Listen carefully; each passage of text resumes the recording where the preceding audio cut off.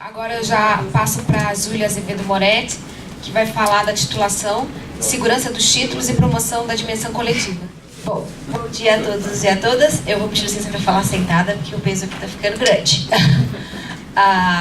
Queria agradecer, né, a Defensoria, na pessoa da Luísa, não só pelo convite para estar aqui hoje conversando com vocês, mas por, de fato, abraçar essa ideia e impulsionar esses debates, né, de que a gente vem há muito tempo denunciando o que a Rosane Cherno fala das perversidades dessa nova lei, mas também uma preocupação de que a gente pudesse se apropriar desse texto e buscar neles formas de avançar na defesa da moradia e na produção da REURB-S, porque a gente sabe que essa lei teve destino certo, né? É uma lei que foi encomendada e aprovada para fomentar a regularização de alta renda, dos condomínios e tudo mais. Então, se a gente ficar só na reativa, né, a gente vai acabar perdendo a oportunidade de implementar. Então, acho que fico muito feliz de ver que a Defensoria, de fato, apoiou isso e proporcionou esse espaço para a gente trazer para vocês algumas reflexões que a gente vem construindo há algum tempo com esse grupo que foi mencionado aqui. Então, eu vou tentar falar rapidamente sobre a titulação, né? Então, como que a lei, a nova lei fala desses títulos, e peço licença para vocês para também compartilhar com todos. Eu não sei, pela lista de presença a gente só consegue saber o nome. Eu não sei se as pessoas que estão aqui são todas advogadas, mas Caio, não é estranho no ninho. Eu acho que o esforço para a gente fazer, né, para a gente afirmar o direito à moradia depende não só da atuação jurídica, mas do apoio dessas assessorias técnicas e o apoio dos movimentos. Então a ideia de fato é a gente ter um espaço de reflexão conjunta com diversas áreas do conhecimento, com diversos segmentos, para fazer valer o texto da lei. Então, compartilhar com vocês, né, o que a gente a tal tabela que a gente montou, né, de alguns avanços, algumas preocupações e estratégias, e pedir a contribuição de vocês nesse debate. Qual que é esse? Tá. Então, o próprio Nelson falou, a lei claramente traz um foco na titulação, adotando a tese, que no meu ver já é uma tese bastante ultrapassada, do Hernando de Soto, que fala dos títulos como ativo econômico, né? Então a gente vê na própria exposição de motivos, falando que mais do que garantir o direito à moradia e à urbanização, vai permitir que esses imóveis sirvam de base para investimento do capital produtivo, né? Como se na medida em que eu der esses títulos para as pessoas, elas vão lá no banco, transformam esse título em dinheiro e esse dinheiro entra e circula na economia, né? Então, de fato, tem um olhar forte de uma cidade que é uma cidade mercado, né? E não a cidade, né, como uma questão da inclusão social e da afirmação da moradia. Então a gente tem que ter isso em mente. É interessante que, apesar da definição de REURB, que está no artigo 9º da lei, falar que a REURB é um conjunto de medidas jurídicas, urbanísticas, sociais e ambientais, até coloquei assim, é um ato falho, né? No artigo 36, por exemplo, ela fala: concluída a REURB, pode ser feita, a urbanização pode ser feita em qualquer etapa, antes, depois ou durante a REURB. Quer dizer, usa a REURB como sinônimo da parte jurídica, ou seja, sinônimo de titulação. Então, tá claro qual é o foco. É dar títulos, é focar na parte jurídica. E o próprio Nelson também falou, quer dizer, o tipo de título que está colocado na lei, que está pautado, é o título individual, né? Então, a gente vai ver em vários artigos da lei, ele fala na unidade imobiliária, né? Na individualização, como se o objetivo, né, e o único título válido fosse aquele título que individualiza, que coloca uma única família dentro de um lote, né? E aí também na exposição de motivos a gente já vê, né, objetivando-se a constituição de direitos reais individualmente. E a gente tem aí que tomar um cuidado, porque a gente sabe, para quem está aí, né, na luta pela afirmação do direito à moradia, que muitas vezes a estratégia de individualização é uma estratégia de enfraquecimento da luta, né? Então, como é que a gente trabalha com essa dimensão coletiva? né? E também o Nelson falou, a gente está falando de propriedade, a gente está falando de direito real, ou a gente está falando da posse? Porque não só no âmbito internacional, né, mas nos nossos estudos a gente vem falando que o componente do direito à moradia é a segurança da posse, né? Então, que tipo de título é esse? Como ele dialoga com essa situação fática que é a posse? Mas aí eu vou começar, então, a olhar para o lado positivo, certo? Foi isso que eu me propus, então eu trouxe aqui o conceito de justo título. A gente do direito está acostumado a trabalhar com a ideia de justo título, né? Assim, né? Mesmo nos movimentos, mas eu tenho título, né? Eu tenho um justo título.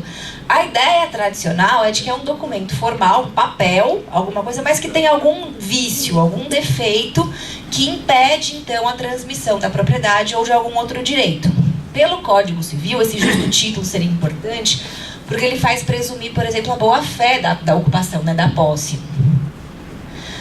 Isso já vem mudando, mesmo entre os civilistas, né? Os mais progressistas. Então a gente tem aí um enunciado da Jornada de Direito Civil que fala que a gente tem que entender esse justo título como um motivo justo para a aquisição derivada da posse, independentemente do instrumento. Então diz, olha, o papel não é a coisa mais importante.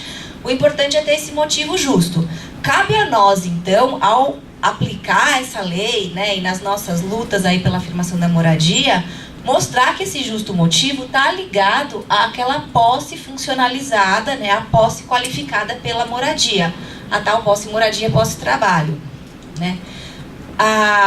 Quando a lei 13.465 fala que eu não preciso mais do título, do papel na regularização fundiária e traz as tais listagens, a gente pode, então, né, no apelo que o Nelson faz, da gente construir uma teoria da posse e dizer, olha, vamos então fortalecer a noção de função social da posse. Não é o papel, aquele justo título, né, documento formal defeituoso, que é o mais importante nesse momento. O que é mais importante para a regularização é chegar ao final do processo mostrando que aquele grupo de famílias tem, então, um justo motivo para estar naquele espaço, naquele território, né? E a simples afirmação disso, a inclusão disso numa listagem, já é suficiente para a gente garantir para eles o tal título, né? Que agora a gente precisa ver qual que é, se é a propriedade ou se vai ser algum outro instrumento. Na lei, a lei vai trazer, assim, sobre esses títulos, em alguns momentos ela fala em documentos particulares, especialmente no artigo 52, quando está falando de registros, ele volta a falar de um documento formal. E aí fala que ele é válido quando acompanhado de quitação.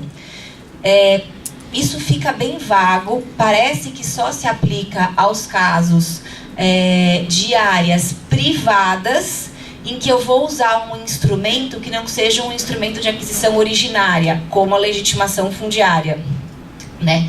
E aí acho que a dúvida que fica é se a gente continua aplicando a ideia da Lei 6766, então que eu tenho que fazer aquela cadeia dominial, que a gente sabe que é muito comum isso, né? Você chega numa área particular, que tem um condomínio, um loteamento irregular, aí a pessoa que está morando lá comprou de um fulaninho, que comprou de um ciclaninho, que comprou de não sei quem, mas a área está no cartório registrada em nome de um outro, que seria o proprietário da área. E hoje isso, mesmo nos provimentos do Tribunal de Justiça, a regularização disso depende de eu montar essa cadeia de posse. E muitas vezes o processo de regularização trava na prefeitura porque ela faz todo o desenho do parcelamento, aí chega na hora de validar aqueles títulos e levar aqueles títulos no cartório, eu não consigo montar a cadeia, né? Esse documento particular é cheio de vícios, de defeitos, então volta aquela ideia de justo título bem clássica, né, do documento defeituoso. Então, aqui a lei até traz isso, mas pontualmente num artigo. Quando eu estou falando dos documentos, quando a lei fala dos documentos públicos, né, seja no ato único que ela fala de regularização, para regularização de áreas públicas, seja para aqueles atos que ela vai produzir na regularização de áreas particulares, por exemplo, por meio da legitimação fundiária ou da legitimação de posse, ela fala que este documento vai ser uma listagem de moradores.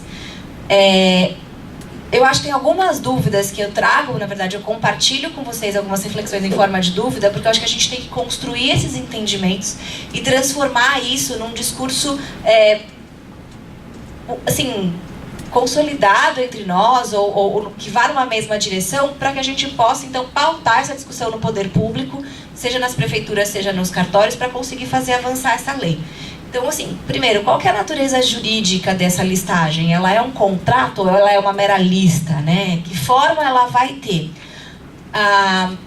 Qual que é a aplicabilidade dessa lista? Ela vai servir como constituição desse domínio? Ela vai servir como forma de titulação? Que ato é esse, né? Qual é o conteúdo dessa listagem? A lei fala assim, a listagem com as qualificações. São aquelas qualificações que a gente faz nas peças jurídicas, né? Então, o nome, RG, CPF, nacionalidade, profissão. Que tipo de informação precisa ser colocada nessa listagem para que isso entre no cartório de imóveis? Esse cadastramento complementar, que aí só se aplica a um instrumento, né? Que é a legitimação fundiária. Também, de novo, tudo que dá para rir dá para chorar. Só aplicar a um instrumento restringe. A gente sabe que tem uma dinâmica nesses assentamentos e que reconhecer esse cadastramento complementar pode ser importante. Por outro lado, se a gente não tem clareza de que em que momento esse cadastramento complementar pode ser feito, a todo momento, né? Que hipóteses que a gente vai aplicar? Que documentos eu vou exigir? De novo, qual é o conteúdo disso? Eu posso levar a uma perpetuação de uma situação de incerteza, que hoje é o que a gente vive nos núcleos informais, né? Incerteza quanto à conclusão das obras, incerteza quanto à titulação, e essa incerteza é exatamente que traz a insegurança. Então, quando que esse processo termina, né?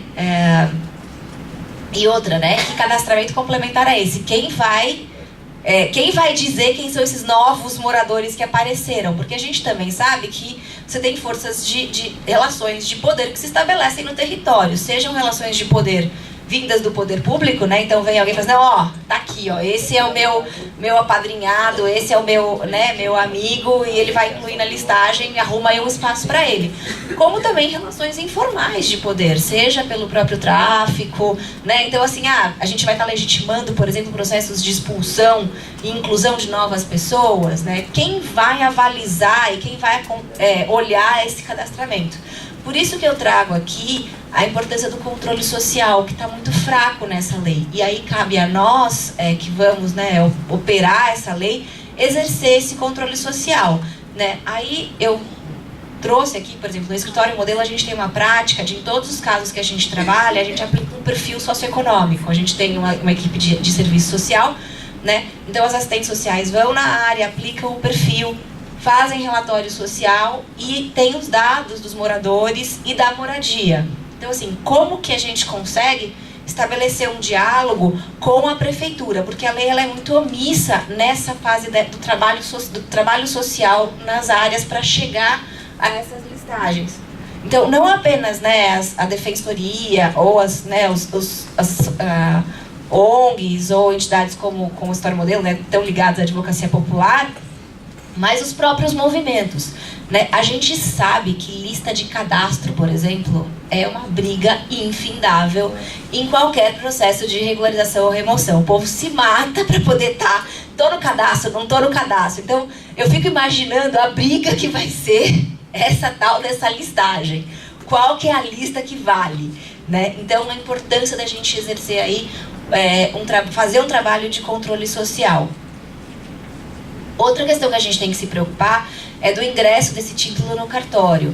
Essa listagem vai ser aceita no cartório, né? Eu lembro, meu avô, combinaram com né, o Garrincha falou, combinaram com os russos, né, que vai ser assim. O cartório participou do GT, mas ele está sabendo que ele vai ter que registrar agora, não com base num título, mas com base numa lista, né? Porque o Código Civil ainda tem regras que tratam da transmissão da propriedade, porque se o foco é a propriedade, então, o Código Civil traz regras de que a transferência ou constituição do direito de propriedade depende do registro de um título, e que esse título é um título formal. Inclusive, você tem a exigência de que seja uma escritura pública para imóveis acima de determinado valor, né? Então, o cartório está sabendo que ele vai ter que excepcionalizar isso, né? A lei de registros públicos também fala da natureza formal desse título, né? E que aí ele traz, inclusive, um rol lá de elementos que são importantes para qualificar o proprietário.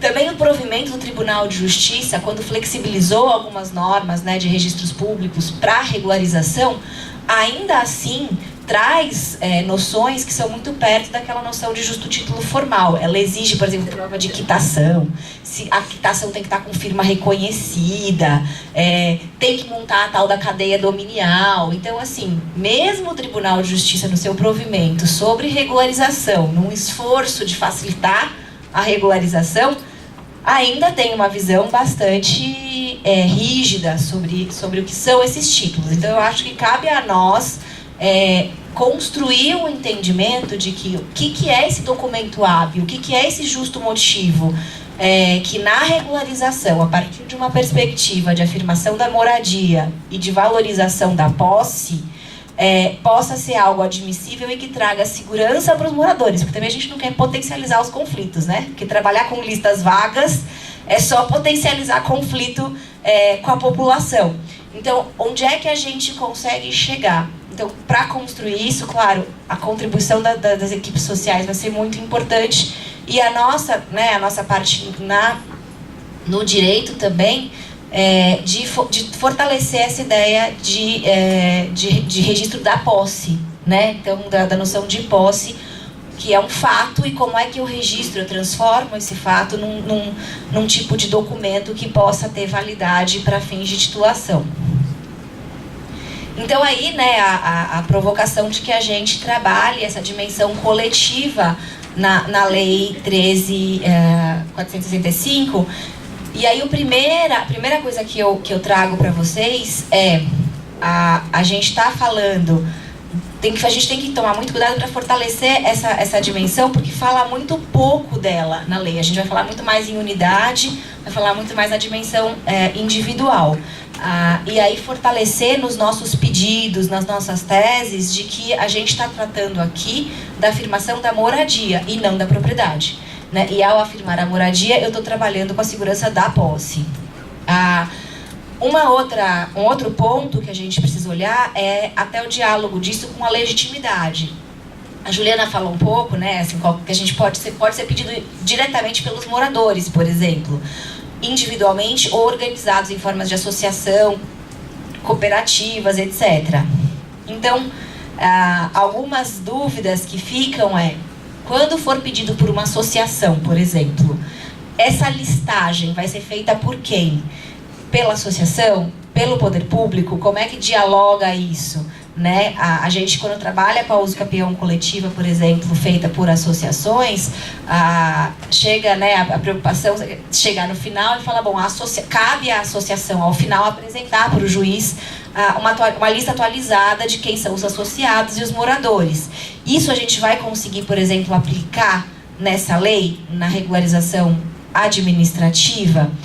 Outra preocupação é a gente não confundir essa legitimidade coletiva com o próprio interesse, com o processo coletivo que está em jogo. Então, sempre ter em mente que em qualquer processo, seja ele iniciado individualmente, né, pelos moradores individualmente, moradores organizados, defensoria, OMP ou assessoria, a gente tem que estar num contexto de tutela de um interesse coletivo, que é a defesa da moradia, para se afastar um pouco daquela ideia de o título é só individual da propriedade.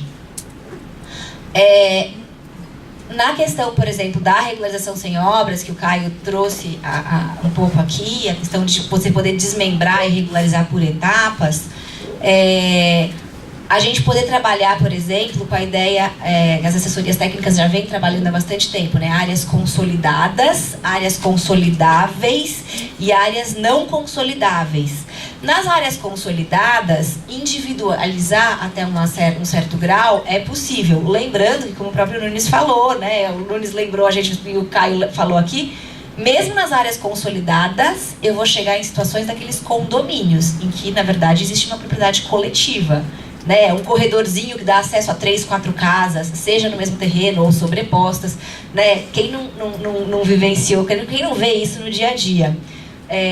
Mas nas áreas consolidáveis, se eu estou falando que eu posso regularizar e fazer a parte jurídica antes de executar as obras, é temerário a gente dar títulos individuais de propriedade, né? Eu posso ter uma intervenção física que mude a configuração daquele parcelamento do solo. Então, como que eu vou individualizar? Como que eu vou levar isso no cartório individualizado o lote? Então, continuar trabalhando com a ideia de títulos coletivos, que foi tão cara a construção e até hoje a gente, né, padece aí pedindo as usucapiões coletivas, as coisas coletivas, e que é tão difícil, né, dos juízes ou das prefeituras entenderem que é possível fazer um título coletivo exatamente como forma de assegurar, né, dar segurança para a posse, sem fazer um congelamento da situação física ali que pode ser alterada com obras, né? E a outra questão é áreas de risco não consolidáveis. A lei traz um avanço que ela fala o que já tinha na lei da Política Nacional que fala do risco, né, que é a lei da defesa civil, que a gente usa muito nas defesas das remoções por risco, que em casos em que não for possível sanear o risco, porque também foi dito aqui, né, o Caio falou, bom, dependendo da quantidade de dinheiro que eu tenho, tudo é consolidável, certo? Você faz lá umas mega obras de segurança que custam, né, uma fortuna e resolve, né, a questão. Mas quando não for possível mitigar esse risco e tiver que remover, a lei 13.465 traz ali a obrigatoriedade de atendimento quando eu for remover, o que para nós é muito importante na defesa da moradia, na defesa das pessoas que estão sendo removidas por risco e também da regularização. E aí o que eu trago para vocês é o que acontecia, o que acontece muito frequentemente. Apesar de a gente falar, não tem ordem, né? A parte jurídica, urbanística, social, ambiental, elas não podem ter precedência ou antecedência, então eu posso urbanizar, tem que andar em paralelo. O que normalmente as prefeituras fazem? Não, eu só dou título depois que eu urbanizar.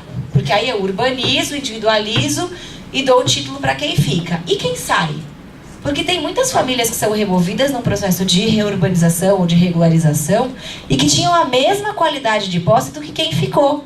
E aí quem sai é atendido num programa, ela ganha o lindo direito de ser mutuário da CDHU, pagar prestações para adquirir um apartamento, né? Então, assim, a posse que ela exercia de forma mansa, pacífica naquele território não é reconhecida. Então, como que a gente pode trabalhar também com a titulação coletiva nesses casos de áreas não consolidáveis, como forma de dizer, essa posse, apesar de não consolidável, também tem seu valor jurídico.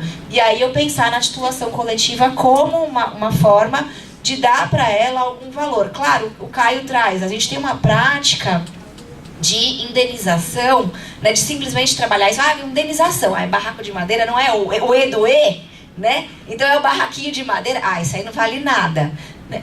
Esquecendo que, na verdade, a gente não tem que olhar só para as benfeitorias, mas a gente tem que olhar para a posse e para o valor jurídico que ela tem e a moradia em si, né? Então, isso, por exemplo, em processos de desapropriação é muito evidente, né? Então, você fala assim, eu vou indenizar quem? O proprietário ou os possuidores. E nas desapropriações, quem atua também aqui, né, em processos de desapropriações que tem áreas ocupadas, sabe que aquela tese de que você divide a indenização entre o proprietário e o possuidor, né, 60% para o possuidor, que é a tese do STJ e tudo mais, não se aplica porque não é boa fé, não tem justo título, né? Então, como que essa titulação também pode ser importante para valorizar essa posse em outros processos, por exemplo? Bom, então sobre título e a dimensão coletiva, rapidamente era isso. E aí várias das coisas que estão nessa tabela foram faladas pelas pessoas que me antecederam, mas eu ainda assim tentei sistematizar e gostaria de compartilhar com vocês. Eu peço até para a Luísa para depois colocar no site do núcleo, e eu acho que é super importante que a gente receba comentários de vocês. O que a gente tentou organizar foi onde a gente podia olhar avanços, né, e qual é a referência da lei onde eles estão, por que a gente está vendo isso como avanços, que a gente pode usar para instrumentalizar? Porque no direito a gente sabe que é uma questão de prova também, né? Quer dizer, onde a gente pega essa informação, como que a gente justifica isso? E aí começamos a avançar em questão de estratégias. O que esse grupo, né? O que a defensoria, os movimentos, a sociedade civil, seja, né, na advocacia popular, assessorias técnicas ou as equipes sociais, podem fazer juntos para promover a aplicação dessa lei. Então, em relação à mediação, uma das coisas, por exemplo, mais importantes que a gente viu é que sim, estava no Código de Processo Civil, mas ao criar nas prefeituras setores de mediação, o que a gente viu foi um potencial da gente ajuizar, por exemplo, protocolar pedidos de mediação na prefeitura. São Paulo, por exemplo, tem esse setor de mediação, e a partir desse pedido protocolado, ingressar lá nas ações, sejam de reintegração de posse, ações civis públicas, desapropriações, quer dizer, qualquer ação judicial onde a posse esteja ameaçada, a gente pegar, leva esse pedido protocolado e pede, por exemplo, a suspensão daquele feito até que seja feita a mediação na prefeitura. Claro, a Juliana alertou, a gente tem que tomar cuidado porque esses setores de mediação têm servido muito mais, né, como acordões para dizer, filho, quando você sai, do que qualquer coisa. Então, como que a gente trabalha com estratégias paralelas para que não sejam mais simplesmente lugares onde a gente senta à mesa para negociar prazo de saída, mas de dizer, ó, a lei permite a regularização em etapas, ó, tem um grupo que vai poder ficar. Ou, enquanto você não analisar o pedido que eu estou fazendo de REURB, a gente não vai falar em prazo de remoção, né? E para isso a gente precisa ampliar a mediação nas prefeituras. São Paulo tem, mas a gente não sabe, né, no âmbito nacional, ou mesmo na grande São Paulo, quais prefeituras têm.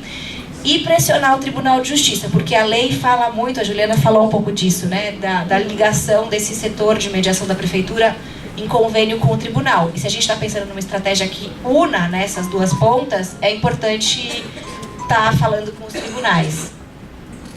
Outra coisa, gente, para preocupações de área pública, a lei fala que o procedimento de REURB iniciado dá uma estabilidade para a prefeitura, por exemplo, os órgãos públicos não podem fazer as remoções. Então, todo mundo que está acompanhando casos de remoção, por qualquer medida que seja, judicial ou administrativa, de áreas públicas, vão protocolar o pedido de REURB amanhã.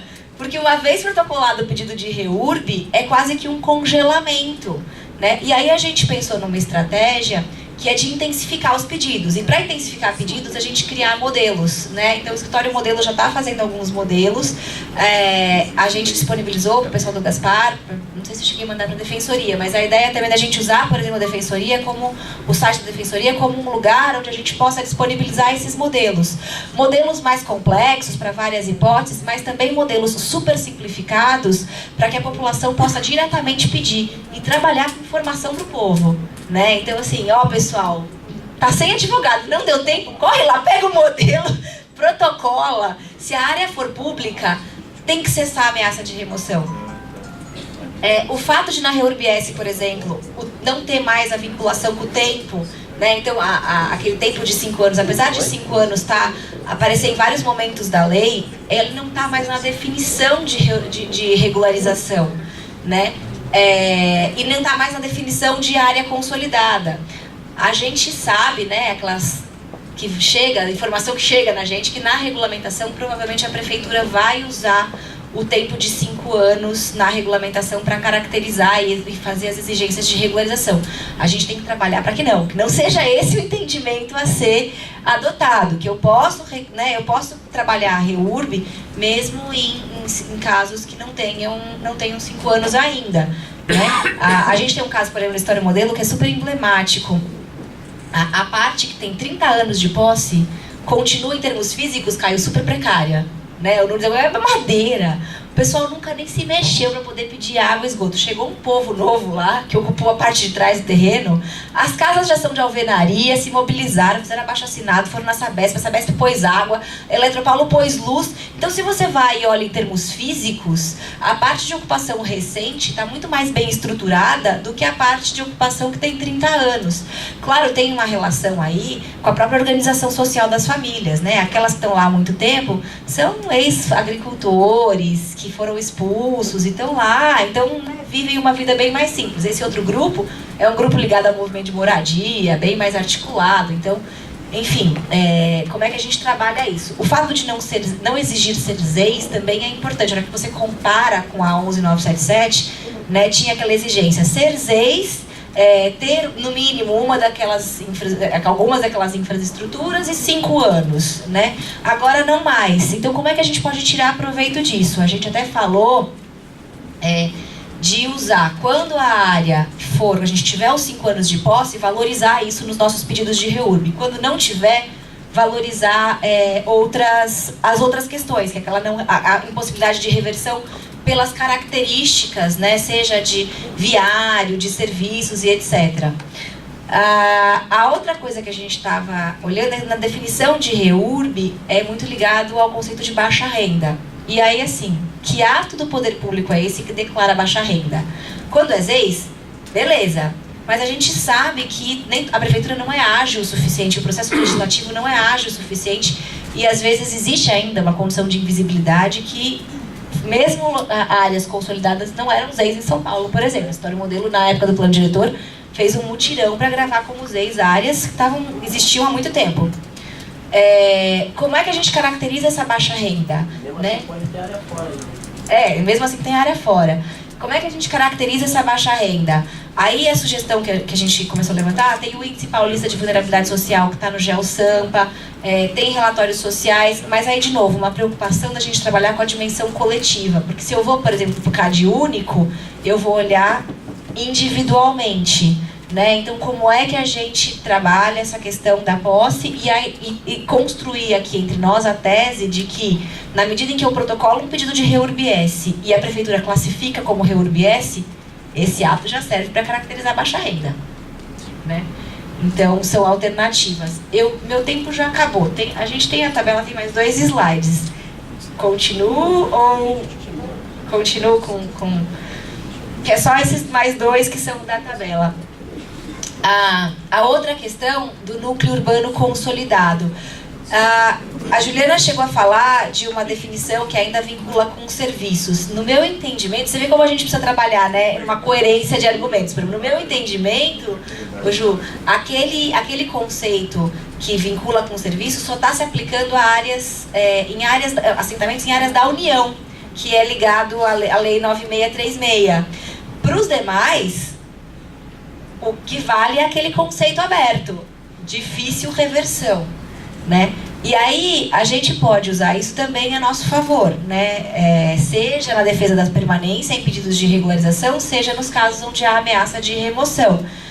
Como é que eu vou provar essa difícil reversão?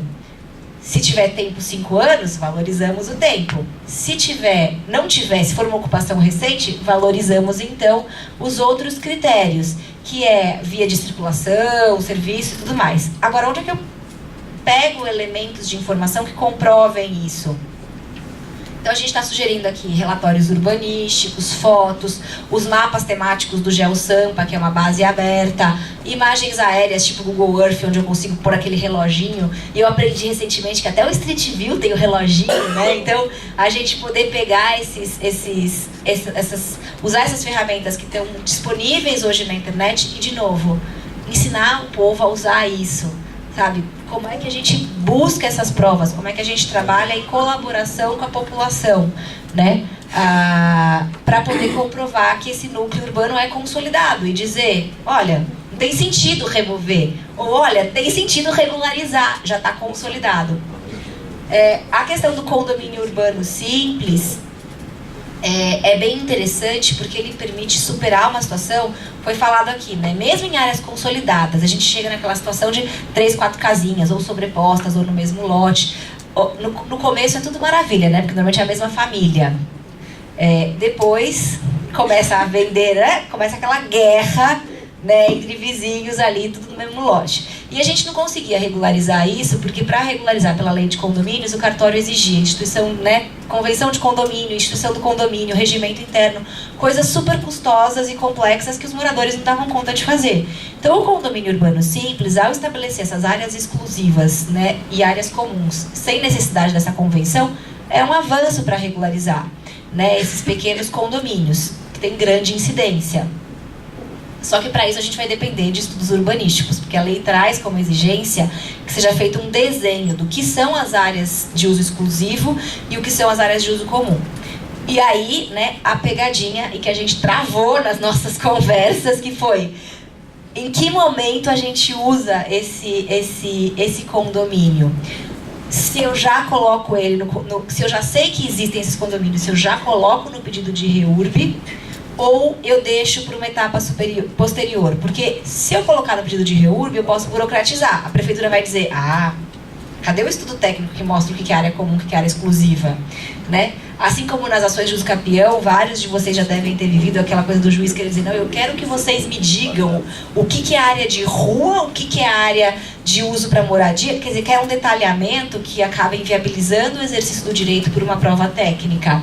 Aqui pode acontecer a mesma coisa, a prefeitura na má vontade, né, ou enfim, não querendo fazer, mas ó, não tem, a gente não tem condição de fazer, então não vai fazer. Por outro lado, se eu deixo para uma etapa subsequente, quem vai ficar responsável por fazer isso? Porque na REURB-S está claro que a responsabilidade por fazer os projetos, né, é da prefeitura. Está claro que o ingresso desses títulos no cartório vai ser gratuito. Numa etapa subsequente, não. Então, como é que a gente usa esse instrumento de forma que ele não burocratize a REURB e impeça a regularização, né? Nós não falamos aqui da possibilidade de dividir, que é um avanço, né? Porque o mais complexo não trava o que é mais simples. Da mesma forma aqui. Como é que a gente usa isso sem barrar e travar a regularização, mas ao mesmo tempo não deixar isso para uma etapa subsequente que vai depender dos moradores? Eu acho também que a gente precisa aqui fomentar em todos esses pontos, por exemplo, que eu falo, que a gente vai precisar, por exemplo, de estudos urbanísticos. O Caio levantou uma questão aqui que é importante, que é como que a gente faz valer a lei da assessoria técnica como um serviço permanente e constante. Porque hoje é muito difícil que a população tenha acesso a esse serviço de assessoria. Enquanto a Defensoria e junto às advocacias populares já vem há bastante tempo consolidadas como formas, né, de acesso à justiça, com todas as deficiências que a gente ainda tem, as assessorias dependem para o seu financiamento, ainda é bastante difícil. Então, como é que a gente fomenta isso dentro, seja das prefeituras, nos conselhos, enfim, como é que a gente viabiliza esses estudos técnicos? Até porque, né, a grande conquista história modelo, a gente tem um urbanista agora, porque a gente está perdendo o processo judicial porque eu não consigo produzir prova técnica, né? No argumento jurídico tá bom, mas e a prova técnica? Não vem. Então, aqui nesse caso, a aplicação desse instrumento vai depender muito dos desenhos técnicos. E aí, como é que a gente faz? E outra coisa que o Caio mencionou, a questão do não habitável. Tem condições que são muito precárias em termos da edificação. O que a gente vai aceitar como condomínio e o que a gente não vai aceitar? Vai dizer, olha, talvez isso seja... A gente pode trabalhar com uma titulação coletiva, mas não com um condomínio. Áreas em que o adensamento é tão grande, as condições de iluminação e ventilação são tão precárias que violam o próprio conceito de direito à moradia, né? Então, construir progressivamente esse conceito do que é consolidável, não consolidável e consolidado, mas também do que é habitável e não habitável, até para poder usar alguns instrumentos. Na demarcação urbanística, eu acho que a gente já avaliou que tem avanços porque simplifica o processo e faz um diálogo com questões de posse, propriedade, questões tributárias e ambientais. Então, por exemplo, isso pode ajudar muito na defesa de casos de remoção, porque ele vai fazer esse diálogo com a demanda judicial, né? Então a gente consegue usar a demarcação fazendo esse diálogo. Ou mesmo com questões tributárias. A área tem um monte de dívida de IPTU, né? Ou tem passivos ambientais. Então o proprietário vem defender a sua propriedade, a sua posse, mas quando você olha, né, ele está lá cheio de dívida, tinha feito um monte de irregularidade, tem um monte de processo contra ele. Então isso na demarcação vai ser considerado agora. Então de novo, isso pode fomentar as nossas defesas e nossos pedidos de regularização.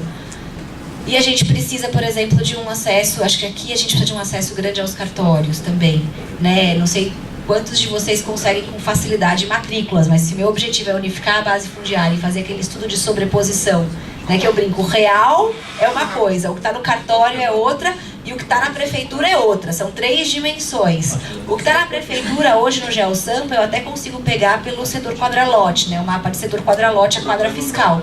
Mas no cartório eu tenho que fazer aquelas pesquisas, pedir as matrículas e nem todos os cartórios cedem matrículas gratuitamente de forma, né, tão tranquila. Né? Tem melhorado, mas eu acho que a gente precisa fomentar. E mais do que isso, a demarcação urbanística nesse processo super simplificado afastou vários princípios cartoriais que os cartórios, né, têm bastante cuidado. Então a própria na retificação de não fazer o controle da disponibilidade quantitativa. De novo, combinou com os russos, eles vão aceitar essas demarcações sem nenhum tipo de controle da área remanescente? Não sei, né? Então talvez um diálogo com eles seja bem importante. A questão de desmembrar também já foi bastante falado aqui. Também pode ajudar nas defesas, né? Porque a gente pode falar assim, enquanto não concluir o estudo do que é consolidável, consolidado ou não consolidável, não remove, porque você corre o risco de remover gente que não precisa. Né? Tem regras, inclusive, específicas para questões ambientais. Então, todo mundo que estiver enfrentando um processo, por exemplo, de remoção por questões ambientais, pode fazer bastante uso dessa possibilidade de desmembramento aqui, né? E aí, de novo, fortalecer as assessorias técnicas para que a gente construa esses conceitos, né, e promova, consiga fazer essa setorização de forma adequada. Até para que a gente não seja inconsequente, né? Ninguém está aqui defendendo a permanência de população em condições absolutamente de risco e não consolidáveis, né? Então a gente também não pode ser inconsequente na aplicação da lei. Na questão da regularização sem obras, uma coisa que eu brincava, né? Eu falava assim, isso a gente fala mais nos grupos de apoio, mas assim, não era a urbanização que estava garantindo a permanência. Primeiro porque a gente criou uma ideia de grandes obras, né? Aqueles mega projetos. O Caio brincou comigo e falou assim, vocês advogados, a mesma crença que a gente tem na lei, vocês advogados têm nos projetos, né? Faz aqueles mega projetos, né? Uma grande intervenção no território que depende de muito dinheiro. E aí não sai nada, né? Sai a primeira fase, que é a remoção e a abertura do canteiro de obra. Depois a conclusão nunca vem. Então aí não titula, não termina a obra e aquela situação de insegurança que eu mencionei, que acho que é o grande problema, persiste e continua. Então, a gente poder ter claro na lei que titular sem obras é possível é importante. Porém, a gente pensou que estratégias que a gente vai usar para garantir que isso também não seja sempre temerário, que a gente não esteja trabalhando só com a ideia de cidade mercadoria, mas com a cidade moradia. Então, trabalhar com o desmembramento, trabalhar nos pedidos, por exemplo, direto com as operadoras. Então, pedir instalação de água, esgoto, direto nas operadoras. E aí, de novo, as jurisprudências que a gente já tem obrigando a instalação desses serviços é importante. Aí, a gente usar o site da Defensoria, por exemplo, como lugar para congregar essa jurisprudência. E pensar também se é o caso da gente judicializar para garantir a executividade daqueles projetos, porque a lei fala que vai ter basta o projeto, mas tem que ter um cronograma. Tá, e se esse cronograma não for cumprido, vale a pena judicializar? Então a gente também tentar construir esse discurso de forma mais uniforme, né, se a gente vai judicializar isso, se isso é uma estratégia ou não. Bom, tem aí, acho que da legitimação fundiária, a única coisa que eu queria falar, a Juliana falou um pouco dele, assim, se vai valer para os ricos, vamos usar para os pobres também, né? Então é isso, vocês querem dar propriedade assim, né? Sem nenhum requisito, porque aquele monte de requisitos 5 anos, né? Tá se aplicando para a legitimação de posse. Na legitimação fundiária não se aplica. O que é injusto é que assim, a legitimação fundiária para a REURB-S tem alguns requisitos, tipo comprovar que não é proprietário de outro imóvel e tal. E a gente tem que trabalhar, eu acho, com um desafio que a gente já tem nas ações de uso capião e coen, que é o que prova isso, porque o judiciário, por exemplo, super burocratiza, né? Comprovação desses requisitos de não ser proprietário de outro imóvel, né? Ou de ser uma posse inquestionável, que não tenha questionamento, o judiciário pede aqueles milhões de certidões de forma individualizada que inviabilizam o exercício do direito. Então a gente tem que tomar cuidado aqui de igualmente construir um entendimento que não inviabilize o exercício do direito. Mas, vamos usar. E aí, nos pedidos de REURB que a gente fez para o História Modelo, nós estamos tudo pedindo legitimação fundiária. Quero a propriedade agora. Já que é a propriedade que vocês querem dar, também quero. Né? Se vale para os ricos, vai fazer valer para os pobres também, né? Para a população mais vulnerável. E, enfim, em termos do procedimento administrativo, é uma questão de que, pelo menos, parte do procedimento, prazos e responsabilidades está mais clara aqui do que na lei anterior. Então, de novo, a gente judicializa se a prefeitura não cumprir aqueles prazos, não cumprir com as suas responsabilidades. A gente tem como garantir algum tipo de executividade disso, daquela lei? É judicializando, são ações civis públicas, né? Então, enfim, eu acabei gastando mais tempo, mas eu quis trazer essa tabela para compartilhar, que a ideia era essa, compartilhar com esse grupo o que a gente está pensando em termos de estratégias e mecanismos para alavancar o uso dessa lei para a REURB-S e para a afirmação da moradia. Então, acho que é um trabalho em construção. Eu vou pedir para a Luísa disponibilizar no site e aí a gente vê uma forma de criar um canal para receber sugestões, críticas, né? Essas reflexões fazem sentido ou não. Tem coisas que a gente tem dúvida, a gente não sabe mesmo, né, em que momento fazer. A própria regulamentação, sabe assim, o que é baixa renda? Vale a pena regulamentar ou não? Em que momento regulamenta? Né? Até porque uma regulamentação nacional é muito difícil, né? São 5 salários mínimos, 3 salários mínimos. Ou a gente vincula salário mínimo, não vincula? Como é que faz? Atrela, a Tatiana, né, que é até do núcleo, falava, mas atrela a precariedade física ou não atrela? Quer dizer, a gente tem dúvidas também. Então, qual é o momento? Porque a gente também não pode só ficar a reboque das prefeituras, né? Porque eles vão vir e vão falar e vão regulamentar. Vai sair um decreto, a gente acha que até o final do mês sai o decreto do Ministério das Cidades, e as prefeituras vão trazer leis. Então, eu acho que a gente tem que trabalhar com produção de cartilhas, tem que compilar fontes de informação e disponibilizar, usar o site da Defensoria, tem que fazer um diálogo com as prefeituras e com as corregedorias e, claro, informar a população, né? Atingir a população. Então, o movimento vai ser super importante para isso, para que a gente chegue no povo. Era isso.